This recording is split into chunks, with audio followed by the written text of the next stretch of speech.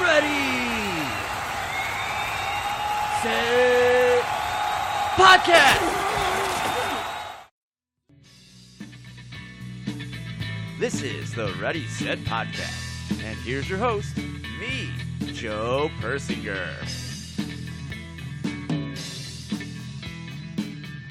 Hey, welcome to the podcast.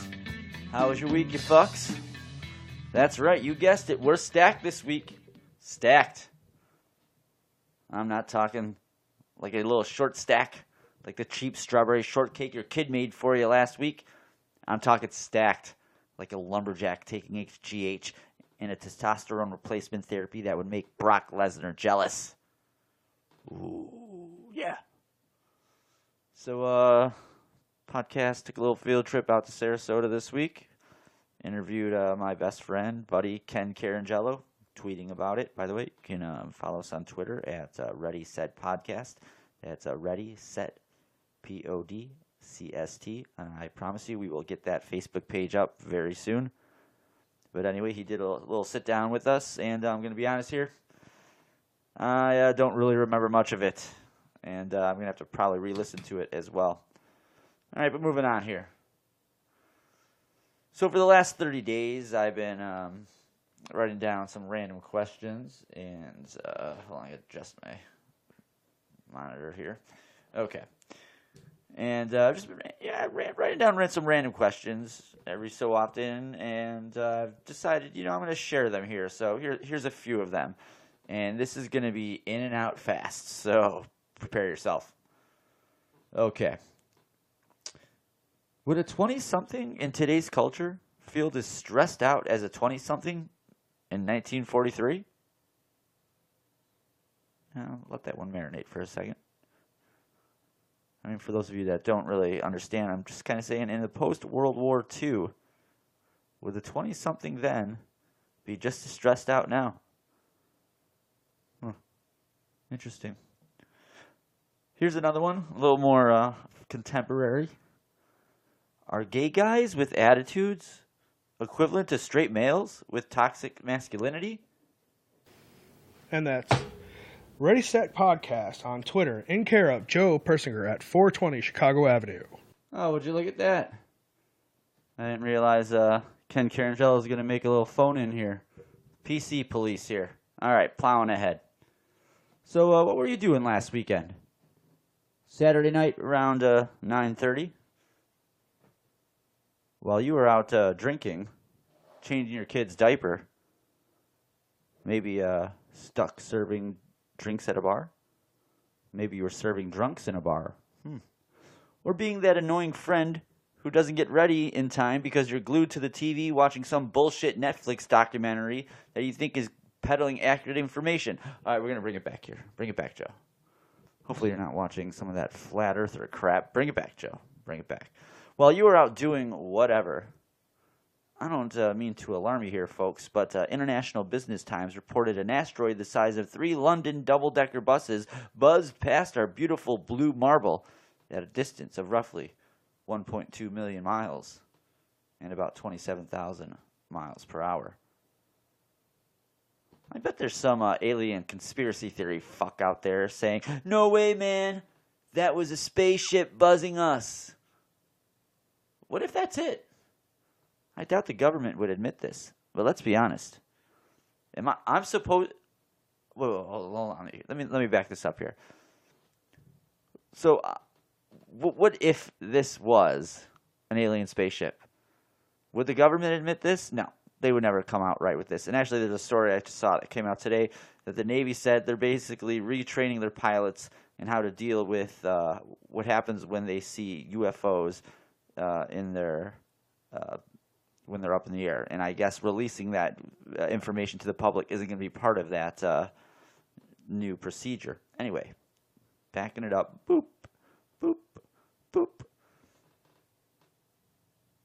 There's probably this guy out there thinking this. All right, so here's where I'm trying to be honest here. I'm supposed to believe that these idiots or these aliens are going to enter our solar system, which is basically like getting off the interstate in one of those places where the exit is the town, And then they approach this blue orb, see millions of pieces of space garbage circling the planet, and think, yeah, Greg, just accelerate up to 25,000 miles per hour. Even though the guy, because it was registered at 27, so the guy was obviously speeding.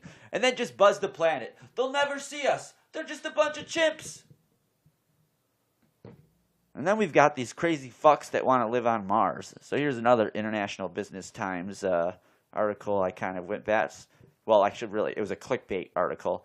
And it was basically about how jobs are going to be available. Why did I throw my phone over there? I'm going to need it. Ugh. And it's basically about how jobs will be available in these early colonies on Mars. I mean, they're going to be a little scarce at first. But they'll be scarce at first because they're just going to have robots up there. And they're going to probably put everything together. So you're just going to have to have guys basically who just can maintain the robots. But let's be honest. These are going to be low-wage jobs liberals are going to take if Trump gets reelected. Okay, just kidding. Just kidding. So that got me thinking. What's the benefit of working a low-wage job on another planet? Are you really going to sit there and tell me the 2 million mile commute is worth it? Have you even researched where you were going? It's a barren desert with a thin atmosphere with no oxygen and plenty of CO2 and radiation to kill you from the overexposure. If your wife doesn't, or the guy you're traveling with doesn't first. And that's not counting what the cosmic sun rays will do to you before you even get there. Okay, stay in one lane, Joe. Let's stay in one lane. Come on, Chato. So working a low-wage job on another planet, who would sign up for this? I'll tell you who. It's these liberal Democrats that feel the world is collapsing, but they keep conveniently ignore events in Venezuela and then think this president is the bane of their first world problems. Well, I've got news for you, Libby. There's no internet on Mars. No video games. You want human interaction? Guess what? You're going to have to speak to your roommate.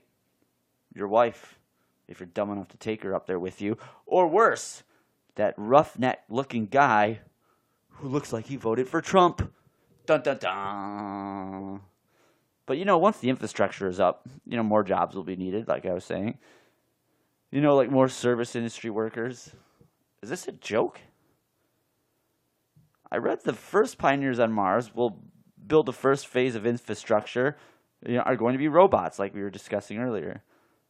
But we're going to bus humans millions of miles through space to serve and cook food? Is this a fucking joke? And then once they get there, what the fuck are the limits of the job? It's not like they're going to be, in the beginning phases, an abundance of food sources. The beef industry isn't going to have a presence. I mean, don't tell me they're going to be, sending cows in spaceships 2 million miles across space. It's not happening, Joe.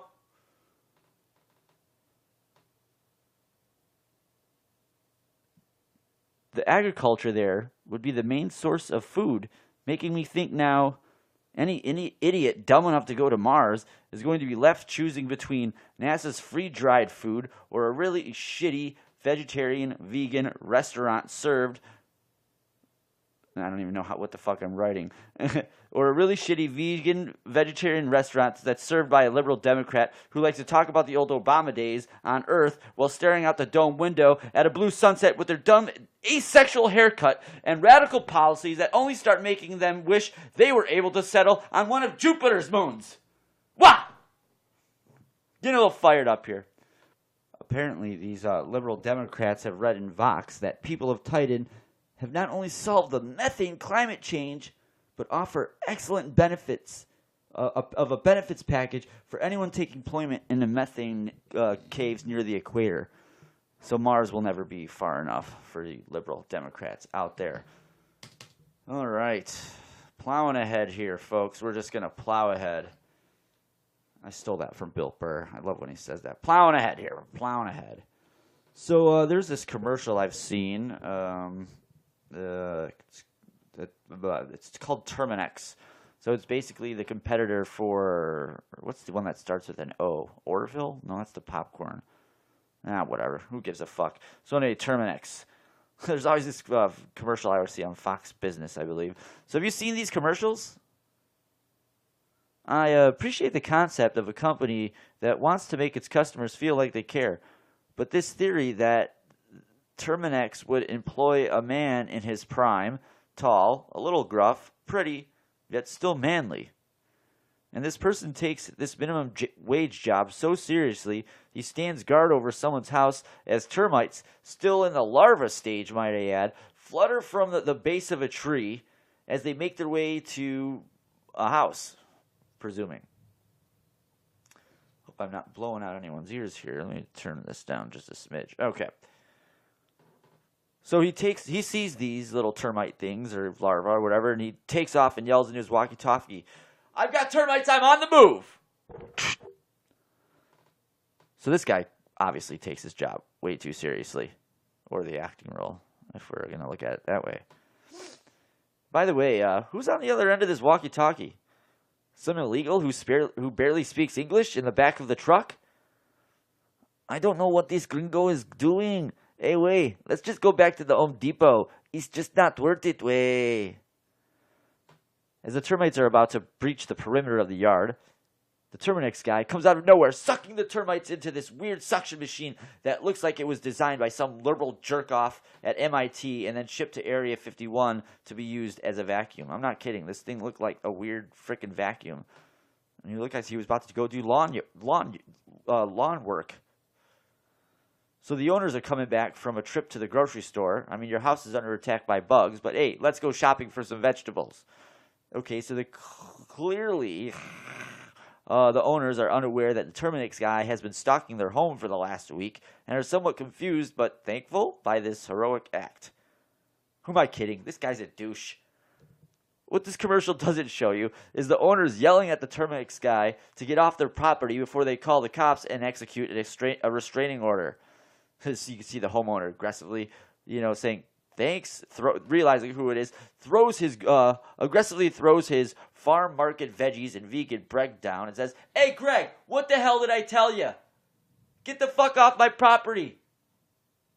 Then out of nowhere, the Terminix guy is tackled by the MAGA hat-wearing Home Depot Mexican he hired earlier. It's a very political dark ending.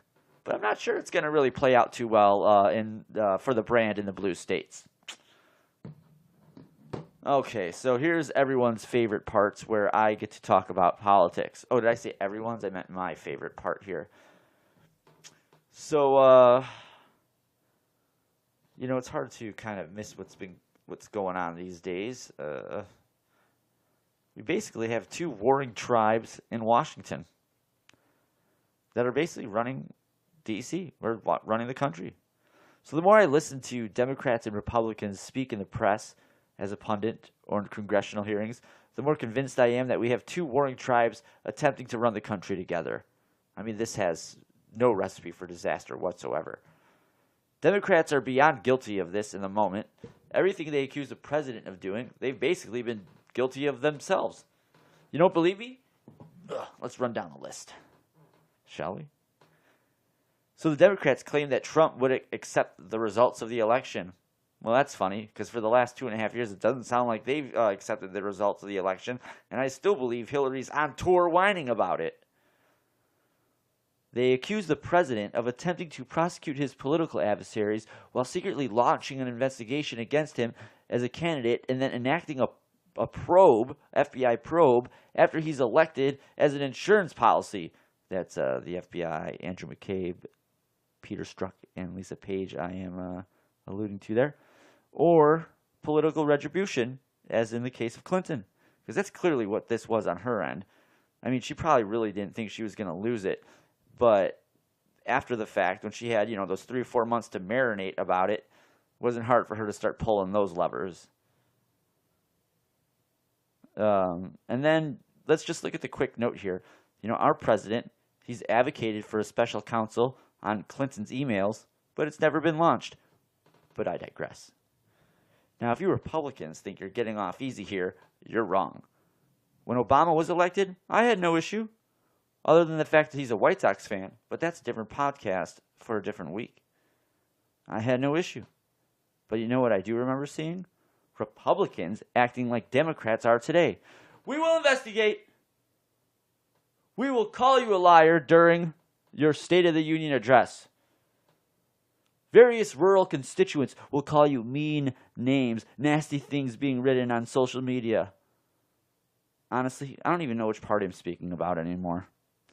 These Article 1 bureaucrats need to get their shit together and either get past the fact that Trump getting elected has proved anyone can do their fucking jobs, and all this jibber jabber and investigating and hate speech on both sides, mind you, is a distraction to the fact that you don't have to be credentialed by our college system or a lawyer to represent constituents on a local, county, state, or federal basis. Go fucking fuck yourselves, you Washington fucking bureaucrat tards. It's just unbelievable. Insane. Oh, I'm getting fired up. Every week I get fired up about politics. Gah! What else we got here? So NBC News put out a story saying, can a woman beat Trump? No! He beat one in 2016. What kind of clickbait crap is this? I mean, I doubt we'll ever see a woman in any of our generation's lifetime. They can't do it. They're too emotional, irrational. I mean, what if Macron, this tall, handsome French president, decides he wants to start texting the new sexy liberal Korean president? And that's Ready Set Podcast on Twitter in care of Joe Persinger at 420 Chicago Avenue. Damn it, Ken! PC police. Oh, apparently someone's driving by. Okay. So we have a Boston judge out of the Northeast liberal cake box, sneaks out an illegal, then gets arrested. I hear the phone ringing. I bet it's Ken. All right, enough of this crap. Let's get to the staff report. And don't forget, everyone, this week's staff report is my interview with my buddy Ken Caringello. That's going to come up to you right after this. We're going to do the staff report intro and jump right into it. We recorded it last Monday, basically. So it was basically right after that asteroid basically clipped us. All right, here you go, folks. This week's staff report with Ken Caringello. We're trying to get a feel for how people spend their day. The staff reports. We are here live in our SRS studios here in Sarasota, which would be, was it Relationship Steve Studios? Okay, so that's RSS, excuse me. Okay, moving on here. So we are here with my best friend, Ken Caringello, drone enthusiast, DBZ Expert, and, of course, best friend. Hey, Ken, how you doing? Hey, I'm doing very well. How you doing, Joe? I'm hanging in there. All right, let's, what do you want to start about?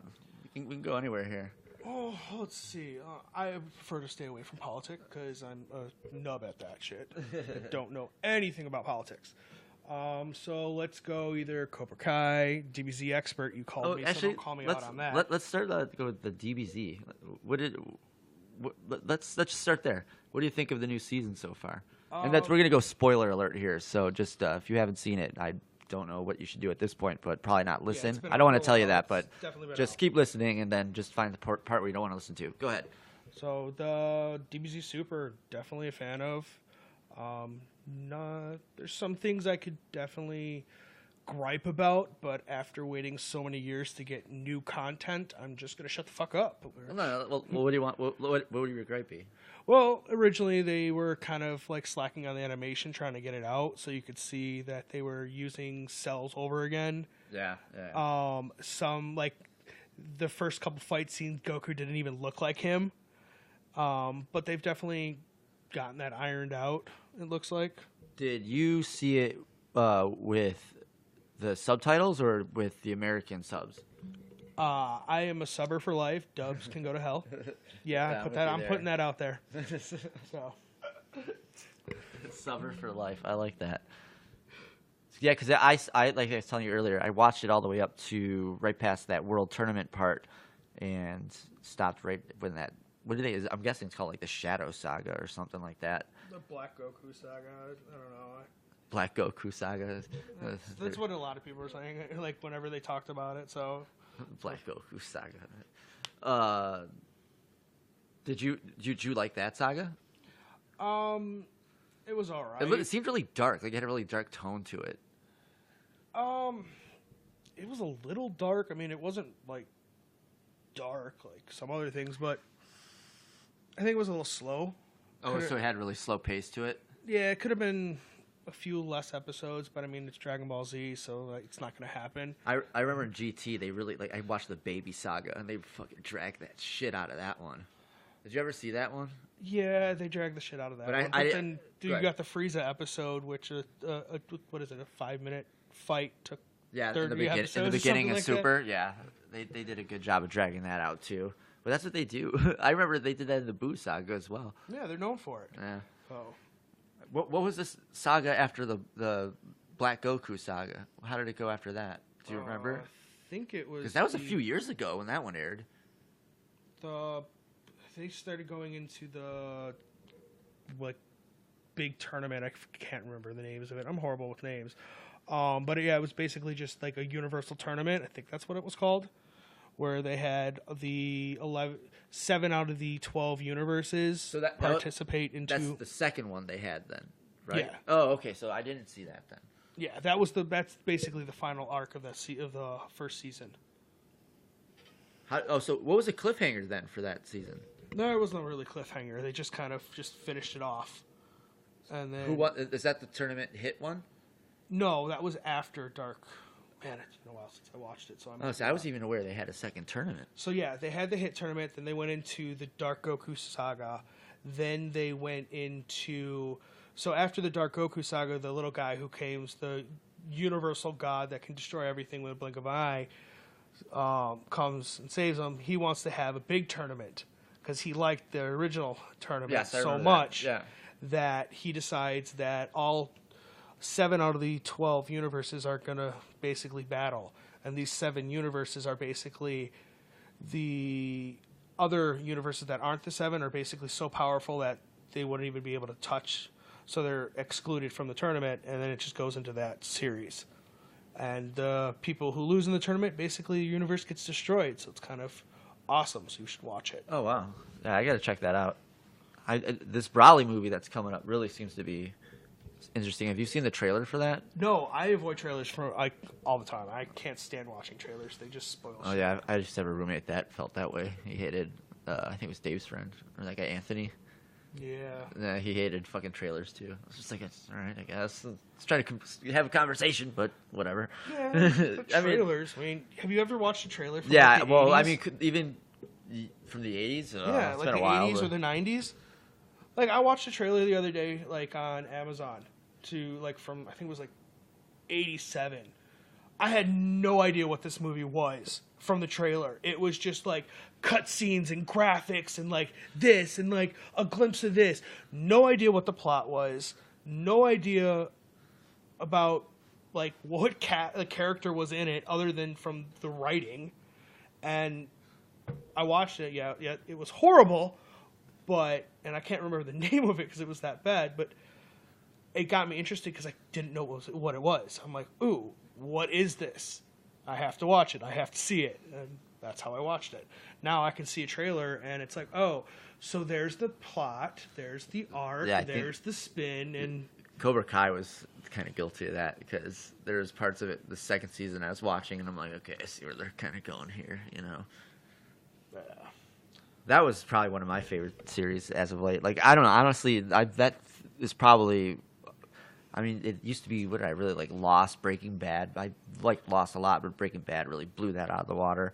But this Cobra Kai, I really, really love this series. It's a great series. My brother called me up one day and he's like, "Dude, have you seen Cobra Kai?" I'm like, "What are you talking about, Cobra Kai?" I'm like, "I know Cobra Kai, but I haven't seen Cobra Kai." He's like, "You got to check it out." So you check it out, and that day just started binge watching it. I think it was done in 3 days. Got the whole series watched. It was great. I couldn't stop watching it. I was ignoring my roommate. Food was going cold. Blunts were burning, just sitting there. And it was just great series.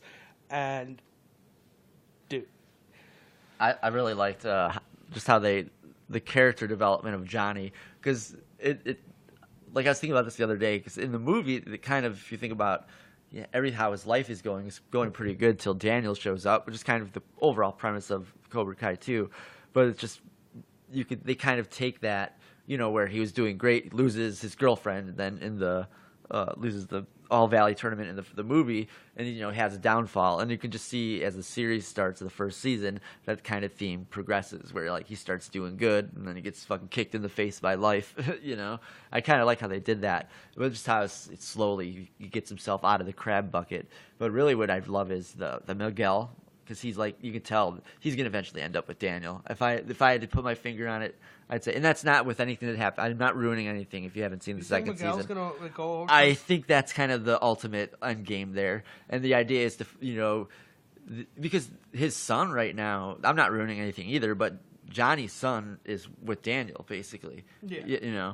So I think that's kind of what the overall arc might be. I don't know. Depends how long I guess they get to fuck around with this. How long, I think they should get at least 10 seasons. I mean, you should get 20. If I win $1 million, I will back that show for as long as those guys will act. Yeah, nothing gets 10 seasons. You're lucky to get 7. I mean, I think Fuller House is done after this, and they got 4 or 5, I think. So I'm guessing they're going to be in that kind of window there. But still, it's really cool to see how they play with the characters. The guy who ends up being Hawk, I love that guy. Hawk. I'm doing the Hawk move. If you guys, I really liked that character too. He was fun. The cast is great. Like, you just enthralled in it every single time. Like, what'd you think of the cliffhanger? That was with the daughter, right? No, where John Kreese comes back. Oh yeah, wasn't that cool? That was cool. Did you see that coming? I didn't see it coming, but I don't see it as much. I was like, what the fuck? Like, I don't see it playing out too much. As really heavy detail into the rest of the series. Like, I think it's there as a cliffhanger. Yeah, I mean, you were right about that. I think it's literally just there as a cliffhanger. I'm not going to want to spoil the second season you haven't seen it, so I don't want to ruin it for you. But yeah, Kreese has an interesting role in the second season. It's actually how it ended was, I don't know, I can't really say anything without, it's like I read about what happened with Avengers, the new Avengers movie. No, I haven't heard anything about it, so I don't want to. Yeah, I know. Like, that's like you'll go through the glass. That Games of Thrones will get you killed if you know too much too early. Yeah, and I'm in Florida right now, like the lovely state of Sarasota, and I don't get to watch my Game of Thrones tonight. Oh, you don't? No, because it's at home. Yeah, it's all over Facebook. What happened? I guess I got a bunch of stuff I got to shut up about. Jesus. Yeah. So yeah, no, keep your mouth shut. So if I die suddenly, everyone knows why. I get to watch it Tuesday, so. You have no access to like HBO Go or anything? I like to watch it on my 75-inch TV. Wouldn't you? That's what it is. Ultra HD. I don't know. I don't watch Games of Thrones. Well, I'm sorry, Atmos. Oh, well, there's a part in Cobra Kai where the nerdy kid Dimitri, Eli's friend. I'm not really ruining much here, but he ends up joining the Miyagi-Do. And to get like him squared away, because he talks back, his character. So I guess him and Daniel were arguing, and they start using all these Games of Thrones references. I'm like, I literally have no fucking clue what you guys are talking about. Yeah, I'm like literally lost right now.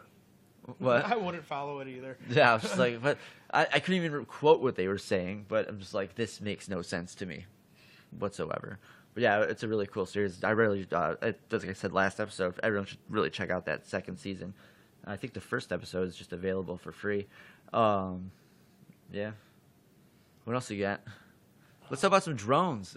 We used to fuck around with drones when we were younger. Yeah, we did. Well, not drones, I guess. Well, helicopter. I hate the word drone. It's really? Yeah, it's such a. You're an anti-drone guy, huh? No, I'm not an anti-drone guy. I'm an anti-drone word. Because it's just the news media word, which I hate. Because the stigma attached to it. Yeah, I mean, I fly a 4-motored helicopter, which we call quadcopters. At 75 miles an hour around a track in first-person view, which is amazing.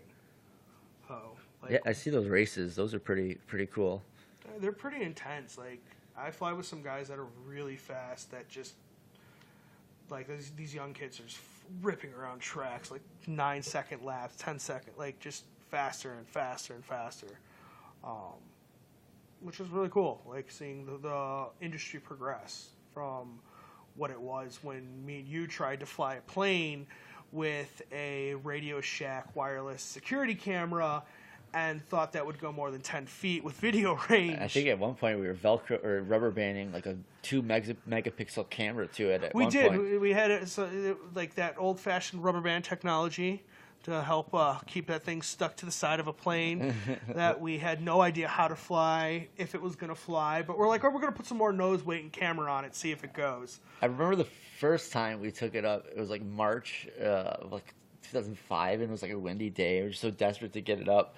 I think I took it up, and I was like, "Oh God, just take the remote, Kenny. I can't do this." Surprisingly, we landed that. But the wind was blowing so hard, you just couldn't. If you flew it straight into the wind, it just went straight yeah, it just up. kept going straight up. You couldn't fly. I think it took like almost like 3 minutes to get it down. It was hard. Yeah, and I think we just clipped the end of the wing, so we just had to repair that. Yeah. But the second time, that did not survive too well. I think it was once we kind of fucked around with the gas tank. I was having issues with it consistently. That summer though, I got it up. I remember I was at there's that RC park right. Remember by my apartment in Arlington Heights, Palatine over there. Yeah. I think it was off Hicks, like Dundee and Hicks or something. And I remember I got the plane up, and I got a pretty good shot of what was going on, but the engine died, and I had to go fetch it out. And this guy's like, "You got your little paper?" I'm like, "Oh no, I don't. I forgot it at home." He's like, "You're gonna have to leave." I'm like, "That's cool. I'm done." Yeah, those plane guys can be little sticklers. Oh, really? They're still horrible. They hate us drone guys. Again, me using that word, but yeah, they don't like us too much. Like, they think we're ruining this hobby, which we're not. Maybe, but. Do they still have those like RC plane parks? Yeah, they still have them. It's just a pain in the ass to go to. Like, they're really? boring. Like, for me, like, an open field is like just standing in an open parking lot with no basketball hoop and a ball. There's nothing to do. There's nothing to bang the ball against. You're just there. You can twirl it. You can roll it on the ground and run after it, but you can't play really with it. Yeah. So like at the AMA fields, they just have an open, like it's open. It's all you can't do. There's no trees. There's no gaps. There's nothing you can do unless you set up gates, and then setting up gates take up time. And they don't like you doing that at those fields, too. Oh, really? So No. how do they shut that shit down? What do they, like, call the cops or something? Or They basically just yell and moan and just cranky-ass shit until, like, we're like, fuck you, and leave. Oh, I see. Like, we'd rather just walk away and just go fly somewhere. Like, perfect example, we'll just go Sundays and go fly, like, buildings. Oh, like, really? Parking lots and just go around there. Just do the, like... A 4-tiered parking structure is awesome to go through. Oh yeah, I've seen. Oh yeah, you have a YouTube channel, right? What's the YouTube? Oh, damn! I'm so stoned right now. It's Kenpachi G. All right, Julie's gonna go look it up really quick. Let's see. So if you want to check out some of Ken's videos, you can check him out here. He's gonna give you his YouTube address or handle, whatever the fuck it's called. Yeah, so it's Kenpachi G. It's Ken, KenPachiG at YouTube. And I just do some FPV and some other things. Not well at all, so if you're looking for good stuff, definitely. You got any crashes on there? Those are my favorite to watch. I got some good crashes on there, actually. I'm pretty good at that. I got that mastered. When I put the video up, I'll actually put a link to your page on there as well. Oh, sweet. Do Bando Cherry. What? That's got a crash reel Oh, in that it. Bando Cherry? Yeah, Okay. that's probably got one of my best crashes on it. Oh, really? Yeah, and a few others. Wow, when was what's the last time you put a video up? It's been a little while. GoPro decided to stop making the session. So, Oh, really? Yeah, so it's basically like buying a $500 camera and whipping it through trees, and I just can't afford that. I've seen. Have you ever messed around on that app called TikTok before? I've heard of that. So I've seen, because I guess it's made like it's a Chinese app. Mm-hmm. So like you see a lot of people from Asia. I'm assuming China use it too. It's just I think South Korea as well. But there's these. I guess in China there's these like. Well, I don't even know how to describe it. It almost looks like not shag carpeting, but that really like soft. Not like this carpet here, but even like a tighter form of that. And like she was on a snowboard going down it. It was all carpeted. And she was basically like, it looked like some drone was following her. But if you look closely in the video, she's got her hand holding onto a stick. But like it edits the stick out of it. And a lot of people are like, oh, maybe that's that new GoPro that automatically takes. But GoPro doesn't do stuff like that anymore, does it? No, GoPro tried to make a drone and it fell out of the sky. Like literally just fell out of the sky. So they had to reimburse people their drones, and then when they tried to come up with a second one, it turned out to be a complete failure. And they've basically pulled out of all the drone aspect entirely. So they don't even make action cameras that would work for the industry. So that was probably some Chinese product or something like that. Oh, yeah. Because it looked. I don't know how they were able to do it, but they edited you could see they were obviously holding onto a stick, but the video was able to edit it out of it, so it was just looked like they were floating. It was really cool. Maybe I'll show that to you on my phone later. Well, there are some drones out there by other manufacturers other than DJI and I can't remember any other ones, but there are some that are completely autonomous that do follow you, take video. Like they have, I forget the name of this one. It's got like 16 cameras on it, and an algorithm, like a special algorithm that it literally avoids trees. Like it locks onto you. Oh, wow. Can go under trees, over trees, through tree branches. It's the technology is definitely getting crazy, and that's where I would say there's a difference between what I do and what is a quadcopter and a drone. At that point, with the autonomy, that's a drone. You're not really doing anything but saying, hey, follow that subject. Where my quad, I am literally in control of it the entire time, and if I'm not, it's going to fall out of the sky. So I have to be aware. I have to be visually aware of it. I can't not be paying attention at any time while I'm doing this.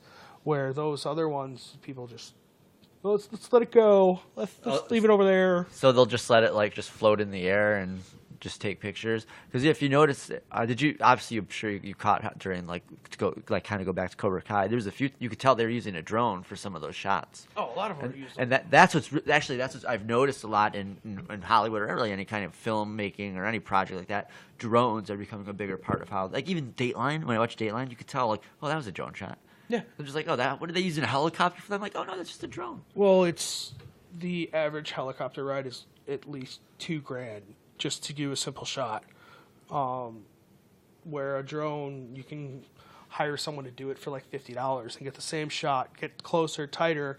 You can't get the same camera that you can. Like you would never be able to get a drone flying a IMAX camera that weighs 200 some odd pounds and needs 3 men to operate yet.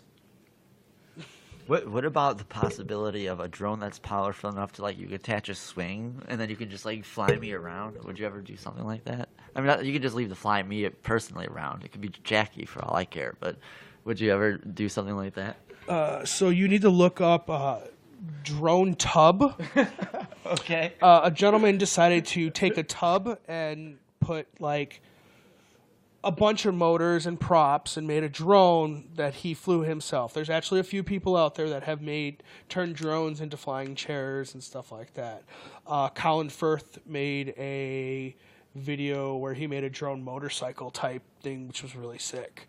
It had 2 interlacing motors and props in the front and 2 in the back, and he was able to fly. So was it black? Yeah, I think I've seen this. They were talking about this on Joe Rogan actually, and they were showing.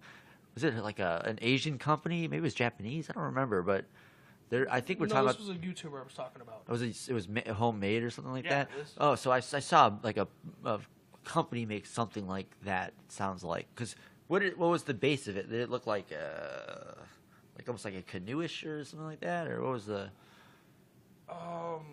Because it just looks like a motorcycle with 2 large paddles on the front, but those are encasing propellers. Huh. Okay, so it's a little different. Yeah. But this one was it was just enough for one person to sit in, and it had I think it would have been a quad. I'm not sure, but it was just enough for one person to just sit in, and it would just fly you around to wherever. But that was a professional company that made that one though. Yeah, there are a few companies that are trying to do that, trying to get into that industry. There's a whole I can't say the word, but legislature. Yeah, them trying to just basically take our airspace away.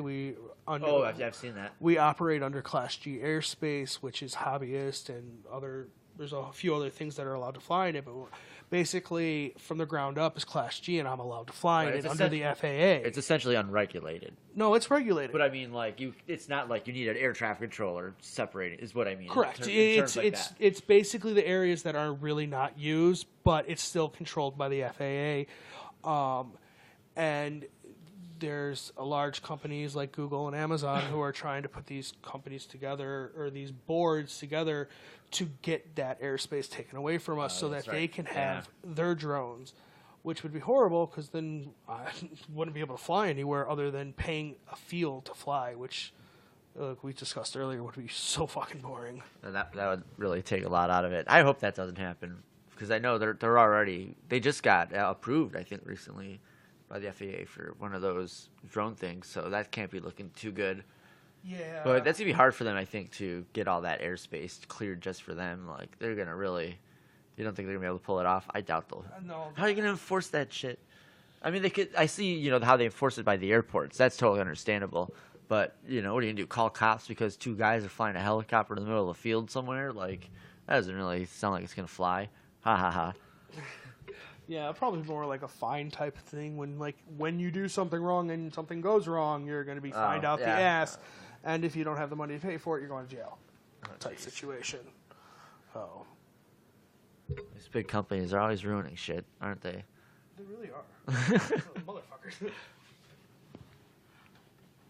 All right. Well, what the hell happened here? Okay, so. Ken, do you remember when we were younger? I got a few things I wrote down here. I have to scoot in a little closer. Fuck you. What's going on with this thing? I hate technology. Ugh. There we go. It's not technology. So, all right. As we know it. So I remember. Let's see. This goes back to 1996 when I think it was the summer of '96. Brandon was living. He already come back for the summers, and he lived in Michigan Avenue.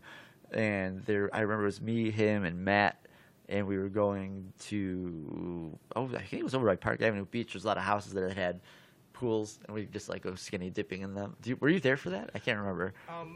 I was there. I was made to be lookout. Oh, that's right. Yeah. So I basically sat on a rock looking down a dark street while you guys skinny dipped in some random pool. It was very fun. Fun time. I remember just free balling it in the pool there, thinking oh, this is cold and interesting, but there was just the thrill of, are we gonna get caught? No one ever noticed we were out there. I don't know how the hell that happened. This is obviously before cameras, and I don't think we could get away with that now, could we? No, everyone's got a camera Oh now. yeah, like the automatic lights and shit. Yeah, the automatic lights. I mean, I think no one was even there at the time. I remember one of them we were at. We could see the lady from the house. Like she was in the kitchen or something like that, but their lights were on, so that creates a glare usually, so it's hard to see out. But we were in the pool splashing around, not crazy. I mean, we were being pretty quiet, but still, no one noticed us. I think we were over by Park Avenue Beach. What else do I have here? Summer of '97, we got. Was I there when you guys got the keys? I don't think I was there when that happened, but I remember going to see Fifth Element. Do you remember this? At Highland Park Theater. Yes. And then we went to the golf course and the driving range, and there was a golf cart there that had the keys. And I think we jacked them out of there. And then I think maybe it was the same night. We took a few golf carts out and had a little fun. Yeah, we definitely, someone might have grabbed a set of keys, and some people might have taken a few golf carts out for a joyride. Yes, this is okay. So I got it. I wrote it down here. This was and then we acquired a golf cart from the maintenance shed, and this is when I think Marvin was there. It was me, Matt, Marvin. There's 5 of us. You, me. Because then I remember 5 people packed into one cart. Me on the roof, as in Joe, almost driving. Then that's when they were making. They were still building that. Now it's like that subdivision now, and they were building that bridge. Yes. And except the bridge wasn't almost built, and I think we almost drove off the side of it. Yes, we literally almost went into a 10-foot gap fall of metal rebar that would have skewered us like shish kebabs. I don't know how I got out of that one alive. I was riding on the roof the whole time. I was like, oh, God. There's a lot of dumb shit we did that we have no idea how we survived. Yes, because it was a 2-seater because it was 5 people, so that means 2 people were where the golf bags would be, and then me on the roof. Yeah, that's right. Yeah, because all that area was still under construction. And then I believe that winter of 97 was when we went into the paddleboard. Remember they had the paddleboards right off the edge of where we used to grow up. We grew up on Chicago Avenue. Or what were those things called? They were paddleboards. What was that thing they were playing? It was some type of racquetball type game. I It can't wasn't. tell you what it was. Yeah, I have no. He used like ping pong paddles, but with a blue rubber ball. So. Yeah, I have no idea. It's not the game that I would play. But they had that like room where you would go into and they had like popcorn. Yeah, they had this like popcorn machine, and like we figured out how to like get it going, and we just like sat there, dead of winter after snowboarding and sledding down this one hill. That's right. Making hot chocolate and popcorn for the afternoon in this random building on a golf course.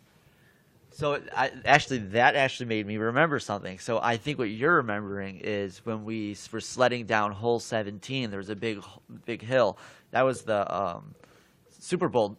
That was the Super Bowl Brett Favre won. So I believe that was a '96 season, but the Super Bowl was '97.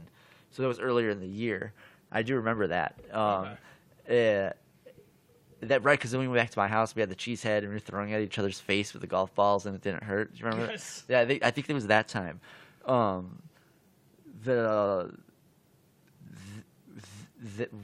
it was that was my freshman year, sophomore year. Yeah, it was my sophomore year, the beginning of my sophomore year. So I remember because. Am I screwing this up? No, that is right. So. Yeah, do you remember we went into the locker room one day and I stole like the Bulls hat out of there? I still have that Bulls hat in my room. Yes, I do. I remember there there's okay, and then because that summer in '98 when Brandon came in is when we really went to town. Do you remember with the Jeep? Remember we had the white Jeep? I know you were there for that. Yeah, We robbed that fucker blind. I don't know what he's talking about. And then this is an independent podcast. Anything said is not truly represented by the two men that are here actually talking about it. That's been noted. Where was I? And we'll be back as soon as he stops laughing and gets off the floor. I'm sorry for this. If you know him like me, you'll get up, get a cup of coffee, take a piss, and yeah, we'll be back. Where's my water? All right. Yes. Okay. So this was, I believe. Okay, here we go. Because yeah, remember we stole the popcorn seeds and the butter out of there, and we brought it back to your house. This is when your dad was still alive. I think it was right before he, like the fall, that fall before he died. Remember we had the popcorn seeds and the butter. What else did I write on here? We threw like coffee on the blinds. Do you remember that at all? I wonder if you were fucking holed up in your lair back then. Because Jeremy Madlock, I believe, was there too. I'm sorry if I'm naming names here. I'm sorry, Jeremy. I apologize. I actually don't recall that one. Okay, so that might have been like me, Steve, Matt, and. Yeah, it might have been one of those days I was probably. Because that was during the school year. You weren't around during the school year. Yeah, during the school year, I definitely was. Yeah, so you're probably in the lair because that was the lair. That was the lair. Were you still upstairs in '97, or were you down in the basement? I think you're still upstairs. No, I was actually on a couch. Oh, really? Well, I was sharing the room with my brother, but I used to sleep on the couch. That's right, because your dad had both those rooms downstairs at the time. Yeah, that's right. Okay. Yeah, so we fucked that place up. And then I remember, I actually think this was the year before, but I wrote it in the same winter. We threw like water on the computer in the ladies' room. Were you there for that? No. Okay, so that was me, Matt, and Steve, I think. So then summer '98 was when we really went, that was I kind of alluded to earlier, went to town on it. Remember the spring when we had the walkie-talkies? Yes. Yeah, that was fun. So we took the walkie-talkies, stole a few golf carts, and then I ditched a cart in the lake and lost the walkie-talkie because I'm an idiot. Yeah, my brand new set of walkie-talkies first time out. I felt so bad about in that. the lake. And he just said, "Oh well." Well, what's funny is we stole because we still had the keys from the summer prior to the maintenance shed. I don't know why they didn't change them. So we still had access to the maintenance shed. So we just took the two golf carts that were in there, I believe. And what we would do is we would take the maintenance shed vehicle from one golf course and drive that over to another golf course on back roads, liberate a few other golf carts. That's right. That's what it was. And play bumper cars. Well, yeah. So